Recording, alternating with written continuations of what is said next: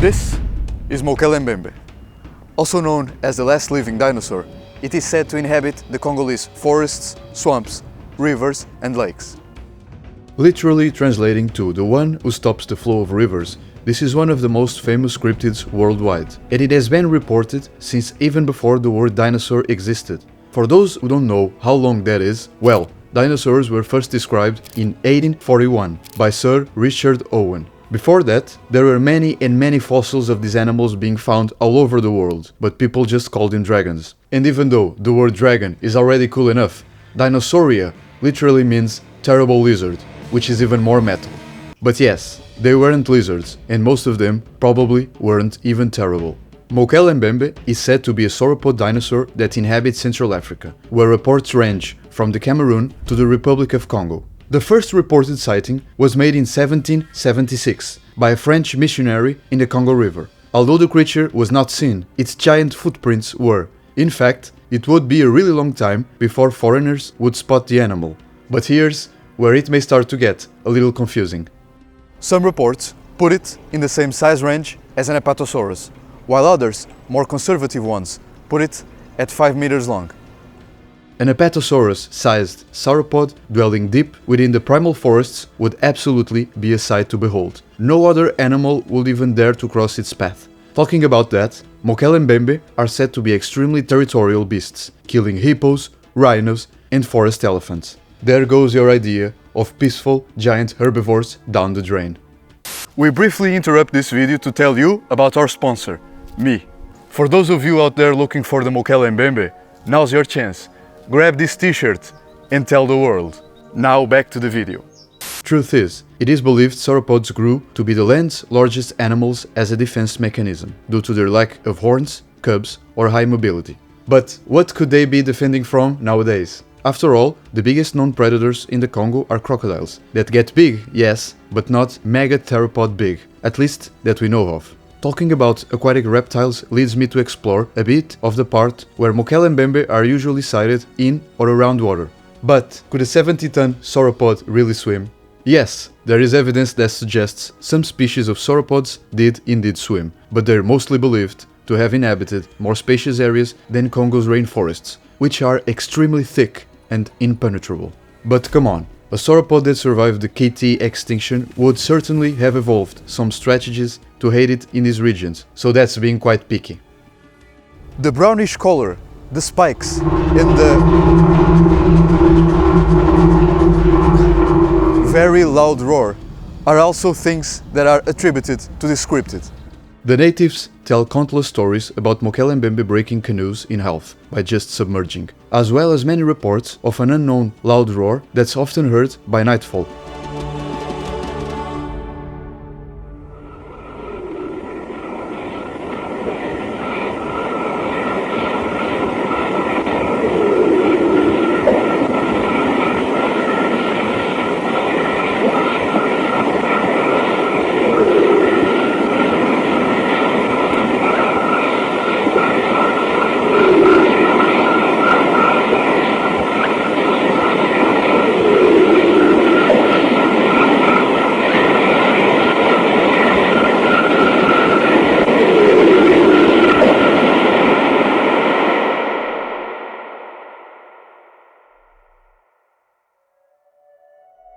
These spine-chilling tales are some of what makes Mokele Mbembe seem so real, whether it's a 30-meter long or 5-meter long animal. But there are also natives saying the very word Mokele Mbembe simply means rainbow, mystery or rubbish, which is plausible too, but not as cool. In the end, nature doesn't care what's cool or not. If it has no place in the ecosystem, it either has to go or find a way. Which actually reminds me of talking about another approach for Mokele Mbembe's existence, Creationism. While I respect and like to hear everyone's opinions, as I know many of our viewers share this belief, I am Team Darwin. That's all I am comfortable saying. And being an assumed evolutionist, I find Mokele Mbembe could also be an amphibian, a mammal, or something new. That's if it even exists. But even if it doesn't, it does make for great stories. And if we can have great tales about ancient gods, mighty creatures and such, why not cryptids? We have to start looking at cryptids as more than an excuse to go on dangerous expeditions.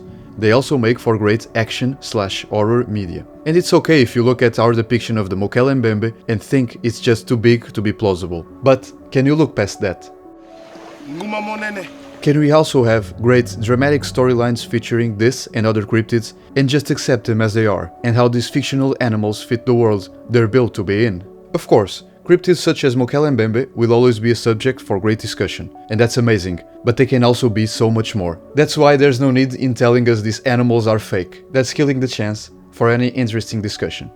Another story about Mokele Mbembe tells that an entire native village once hunted one specimen down and proceeded to eat it, dying in the result. That's assuming it either had some sort of skin poison or it was severely undercooked and they died of food poisoning. One could say that this creature was made up by Europeans and the African people just took the myth in to attract more people into visiting their countries. It's actually a very plausible theory too, but I personally think there's more to it than just a pretext for tourism. In the end, it's also important for us to acknowledge that no dinosaur fossils have ever been uncovered from the Congo, as it has been constantly under pressure ever since the Europeans started dividing the African territories. And that's precisely where our graphic novels are situated, just before King Leopold II from Belgium granted the vast wilderness of the Republic of Congo all to himself. Yes, not to Belgium, but to himself, without ever stepping a foot on this region. There are so many intricacies to his reign of terror that no Congolese cryptid could ever even compare. We are still the scariest species to step foot on this planet. Not a million Mokele Mbembe could change that, and our books cover this theme. Well, we don't actually have a million Mokele Mbembe, but you get the point. Tales of a forgotten world will always mesmerize people, and are quite frankly my favorite kind of stories. Although, and not to sound too preachy, if Mokele Mbembe does exist and is right now roaming the depths of the Mayombe, it should also be left alone, by the natives and outsiders alike. It's just an animal trying to get by, and if it is indeed a sauropod, we can't even fathom the horrors and apocalyptic events this animal had to have gone through. But I also know that we, humans, tend to cover every single square inch on this earth, so it's only a matter of time before Mokele Mbembe and other cryptids are ultimately proven to be real or not. Until then, don't forget to like this video, share, comment your opinion, subscribe if you haven't yet, and hit the bell icon to keep updated on the Mokele Mbembe. Until next time.